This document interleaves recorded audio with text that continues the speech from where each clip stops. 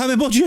Marcher contre l'antisémitisme aux côtés d'un parti qui s'élève lui aussi contre l'antisémitisme ne semble pas être de tout repos. Et il faut le parquer derrière un cordon républicain pour les uns, le tenir à distance pour les autres. Le risque qu'ils scandent les mêmes mots d'ordre est trop énorme. La gauche et les écolos s'emploient à tricoter ce cordon. Mais sera-t-il prêt pour dimanche? Sera-t-il aussi solide pour contenir ces gens venus défendre les mêmes idées? À droite, Yael Bruno-Pivet et Gérard Larcher seront équipés de GPS signalant toute présence de militants RN sur la route. Appels de phare, lunettes clignotantes préviendront les bons marcheurs qu'un danger se profile. Se faire flasher par un gendarme de BFM aux côtés d'un personnage s'élevant contre l'antisémitisme serait catastrophique. Pris la main dans le sac en train d'être d'accord avec le RN alors que nous sommes en plein rassemblement national pour une cause louable. Épouvantable.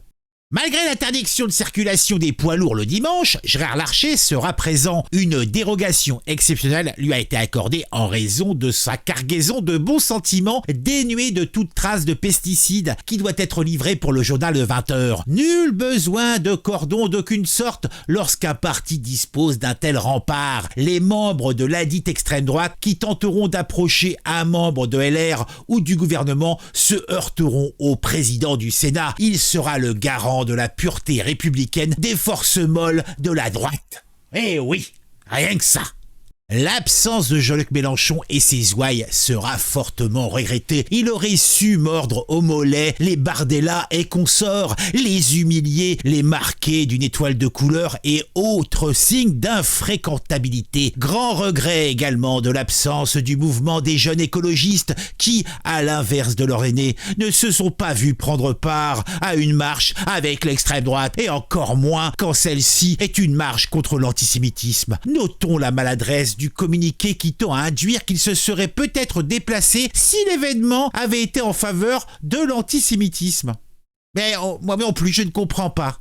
Bien décidé à marcher en tête du cortège, loin de toute nuisance d'un RN en accord avec la cause du jour, Yael Braun-Pivet ose affirmer « Nous n'avons invité que les citoyens, nous parlons aux Français, ce n'est pas un meeting ou un rassemblement politique ».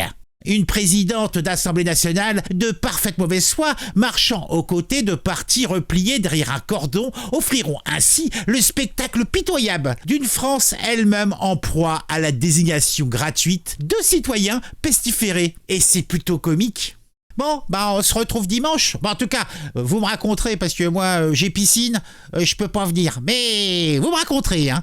Sinon, n'oubliez pas de mettre le j'aime, de mettre le petit commentaire, c'est bon pour le référencement, c'est bon pour l'interaction entre vous et moi, c'est important. Et puis, si vous le voulez, mais c'est vraiment seulement si vous le voulez, vous pouvez aussi vous abonner à la chaîne. Allez, à très très vite.